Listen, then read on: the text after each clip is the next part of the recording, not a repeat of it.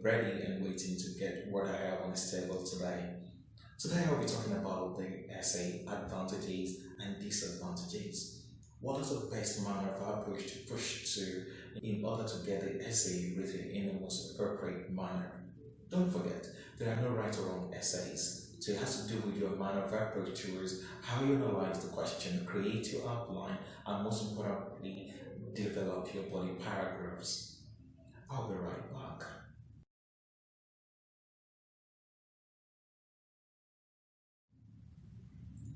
Okay, in writing the advantage disadvantage essay, you have to have at the back of your mind what are the basic key ideas discussed in the question.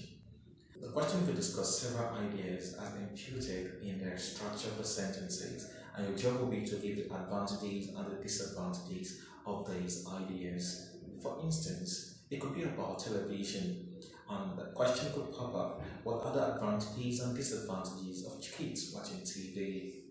Now the question says advantages and disadvantages, which implies that you have to give at least 2 points as merits to watching TV by kids and 2 ideas as demerits of kids watching TV. You can't just do one. That is where a lot of students get it all wrong. Making up one means that you not answer the question and you might likely lose points in your task response. Once you do these and you're able to create your points for advantages and disadvantages, you also have to look at and measure how you apply them. It is very important to also note that most of the time you write, organization of a point is another key element you must pay attention to. How do I organize my advantages and how do I put my disadvantages in check? Once you're done with your introduction, where you actually created a background and your thesis statement, if you work on the link above here, you can get the ideas on how to develop a wonderful introduction. In the body content, which would be your paragraph 2, your first body content, then you have to analyze how you want to put in your advantages. Since your advantages comes in first in the question task, I would encourage you to always start with your advantages and not your disadvantages. Try as much as possible not to spread out your advantages. For instance, your paragraph 2 will be your first advantage, paragraph 3 will be your second advantage. Then if you write in this manner, you find out that you end up writing about 6 to 7 paragraphs. You do not have the time to do all things. In addition to that, your word count should be within 250 and 300. Try not to go above these because the more you write, the more mistakes you make. So I encourage students to write at least 4 sentences in their body paragraphs. This implies that if I'm writing my paragraph 2, I can put my first sentence as introduction of my first advantage. My second sentence will be to develop my first advantage. My third sentence will be to introduce my second advantage. My first sentence will be to develop my second advantage. So you notice that the first sentence and the third sentence introduces my first advantage and my second advantage. In this same manner, I spread out my nature or my structure of the sentences. So I do not just do simple, or true. So if I make up a simple, I can continue with a compound and finally with a complex. Once I'm done with these with my advantages, I have to start with my disadvantages. So in my third paragraph, I actually bring in my disadvantages. I also advise students to start off with a linker, a contrasting linker in your third paragraph. So this indicates that you've started off with advantages, you want to go to disadvantages, so the linker shows that turn of events. So I could say, although, on the other hand, contrary to these are wonderful linkers to show that you're moving away from your advantages and you're talking about your disadvantages. So you start off with your disadvantages. My first sentence there will be my first disadvantage. My second sentence will be the development of my first disadvantage. My third sentence there will be my second disadvantage. And my fourth sentence will be a development of that second disadvantage. With this, you have a wonderful structure. So you're not overwriting, neither are you underwriting. My last paragraph will be my conclusion, where I summarize my body content and finally reaffirm my thesis statement. This might look very theoretical. Let me take it to the classroom and show you how it works. Let's get started. Okay, welcome one more time to today's class. We shall be looking at the advantage, disadvantage question. So on screen here, I quickly have a question. The reader, a company has announced that it wishes to build a large factory near your community. Discuss the advantages and disadvantages of this new influence on your community.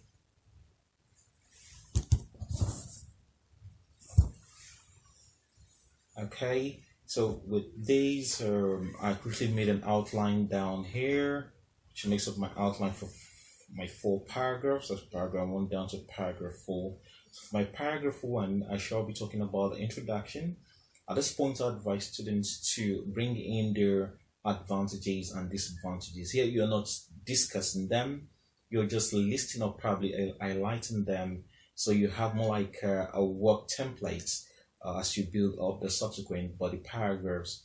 In my paragraph 2, I'll start off with my advantages. Okay, here I'll be discussing my first advantage and my second advantage. In paragraph 3, I'll be talking about my disadvantages. Here I shall bring in my first disadvantage and my second disadvantage.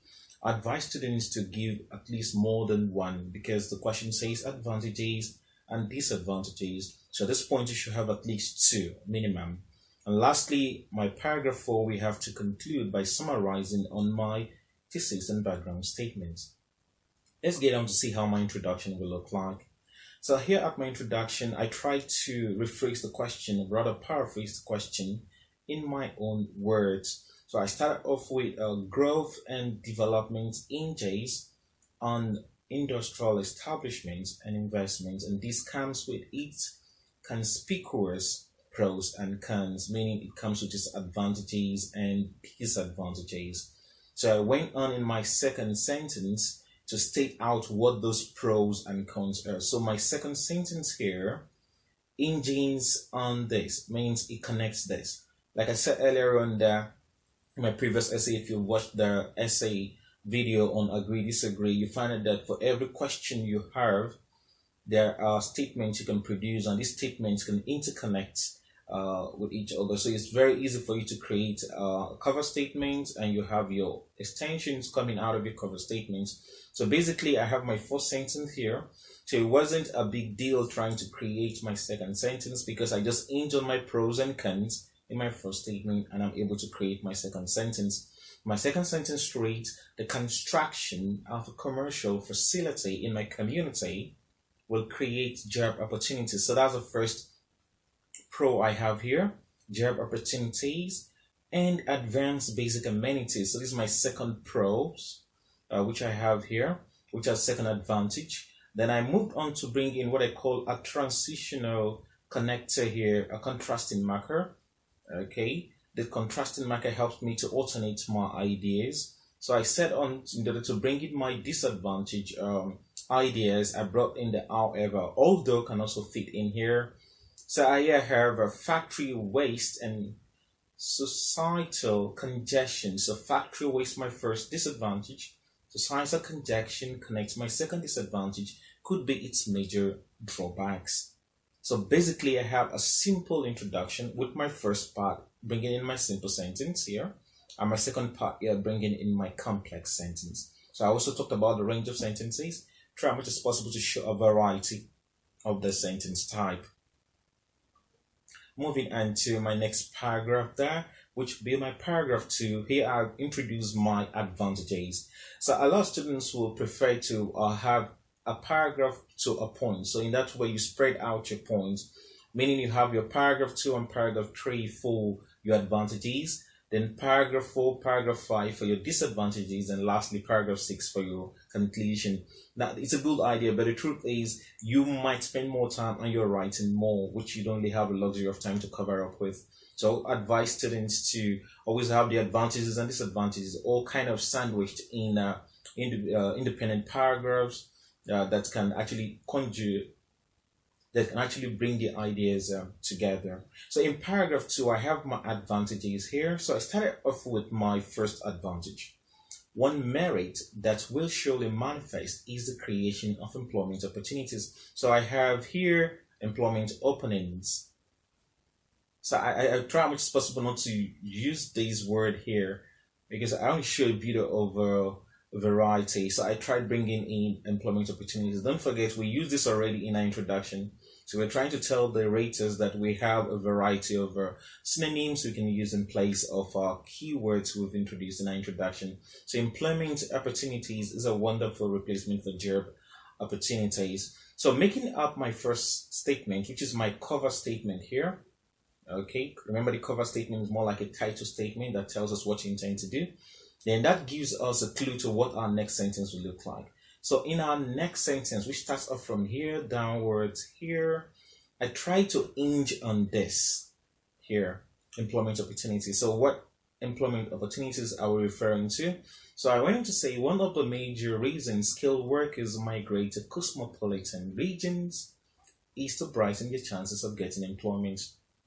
Now remember, the employment opportunities I have here still came in here. Now I could easily make this out instead of saying employment, I could say jobs. It depends there. Okay. Now the construction.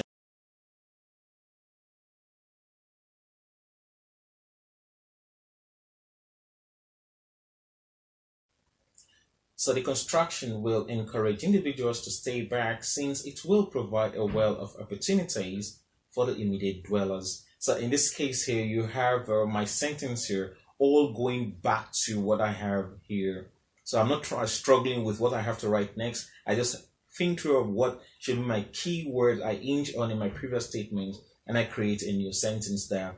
Note carefully, I use my first sentence here to introduce my point, then my second sentence to develop it.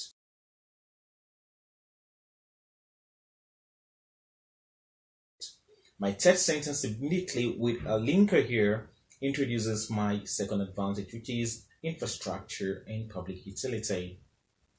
So with these, I don't have to bother or think through what I have to write because I already have it down here as basic amenities. So I try to use infrastructure and public utility to just create a range of vocabularies there, which I can still use this in my subsequent sentences if I want to.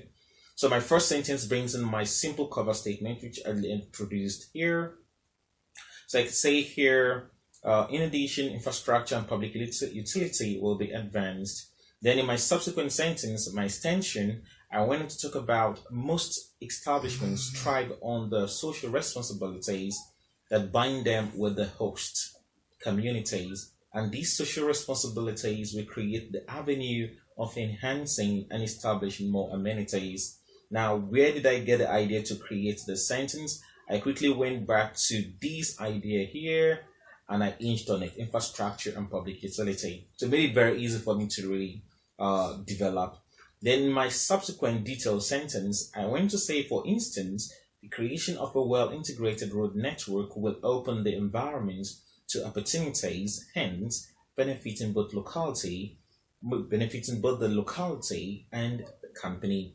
Now, where did I get the idea to my detailed sentence here, downwards here? I actually got it from here, amenities.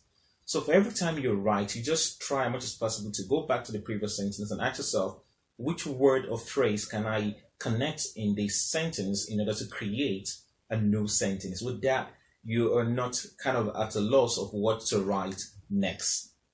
Let's see what our disadvantage paragraph will look like. So definitely our next paragraph will be introducing disadvantages, which will be our paragraph 3. This paragraph will be talking about industrial waste and congestion. Okay, so here I have a wonderful linker showing the rater I'm trying to speak from the other side, not from the advantage point of view anymore. So on the other hand, it's better you have it mostly when you have the reason, solution, or advantage, disadvantage essay. Always make sure you have these wonderful linkers to show that you're actually moving to the other side of things there. So I started off by saying one should not be ignorant of the industrial waste. So this is my keyword here that could emanate from the factory's operation. So I'm hinging on these word industrial waste to build whatever idea I have next there. Okay, so moving on to my second sentence, which has to be my first extension here. It is not mere hearsay that toxic substances from industrial activities have contributed in no small measure to the global pollution rate, even though concentrated efforts are being taken to abate the environmental effects. So this sentence was easy for me to write because I tried to just connect it at the global waste level here. So with that phrase, it was easy for me to connect this. So the sentence kind of give me a little bit of elaboration to what I mean by industrial waste. Then I added another linker here to introduce the idea that I want to bring in another point, okay? Subsequently, in addition, furthermore, would have been wonderful there. So I wanted to say the evident congestion in the community will be another factor to consider. So my keyword here will be congestion, okay? So looking at my second sentence, that's to be my extension here, I started with a money spinning investment would definitely attract people from all walks of life. So using these people from all walks of life, that's a wonderful idiomatic expression there. Should, in case you're not sure what idiom to use, I would rather advise you just let them be, except you're very sure of the context of where you're using it. It's a wonderful way to make complexities of your structures there. So I wanted to say people from all walks of life, and this might lead to overpopulation in the community. Now this sentence here, from this point here to this point here, was very easy for me to write because I went back to hinge on this word here, congestion. Okay, so it's all developed the idea of congestion. And finally, I ended up with a statement: this could negatively impact on inadequate accommodation, poor social amenities, and skyrockets the cost of living. Now, how did I develop this idea here? I mean, my last sentence here, I went back to the idea of overpopulation. What will be the impact of overpopulation in the community? And I went to say it will negatively impact on the inadequate accommodation, that is accommodation that is not enough already, and poor social amenities, and actually increase the cost of living. So you see that every sentence you write has a way of kind of interlinking what previously must have come up. So it is not that difficult for you to think through the ideas you intend to put down. And don't forget, I worked on a variety or range of sentences there, so you must also pay attention to that. Quickly, let's look at my conclusion. Eventually, having a factory in my community would be a great idea. So my first sentence here tries to corroborate what my ideas have been so far. So I am not in a way repeating my point. A lot of students do that probably out of ignorance. Never, in the name of baby Jesus, begin to repeat your points, like your advantages, disadvantages you've listed in your second and third paragraph in your conclusion. It is not a good idea. Your job in the conclusion is to paraphrase your ideas by telling us in summary whether the idea of having a factory is good, or probably whatever the question might want you to do. So in this case, I'm saying eventually having a factory in my community would be a good idea. So that's clearly supports the idea that advantages outweigh the disadvantages. Now, I went on to say, even though this commercial feat will come with its drawbacks, meaning that though I acknowledge the fact that disadvantages existed, the factory will surely be a wonderful experience. So in the long run here, my last sentence finally corroborates the entirety of my position there. So this is how you simply place in advantage and disadvantage essay. And with this method, you can practice with more advantage and disadvantage essay, and try as much as possible to make sure you follow this thread here. Every new sentence you write must hinge on something, and make sure your variety of sentence structure comes in. If you're very good at idiomatic expression, you can place them in there. If you're not, play safe, and I'm very sure your essay will come out great. Keep practicing. So I strongly believe that you kind of had a wonderful experience creating an advantage and disadvantage essay. It's very simple if only you understand how to create your outline and structure your ideas. And I hope you learned a lot from this. In my next video, I'll be talking about how to write the reason and solution essay. What are the best steps to take when you're trying to create a reason, set, and also creating a solution to cover up? If you've not subscribed to this channel, I will encourage you to do so now, so that when the video pops up, you're the first to have it. Hope to hear from you soon. Have a wonderful time, and don't forget, practice at least 1 hour every day. This is the Gonzalo Principles. My name is Maxwell. I'll see you soon. Bye-bye.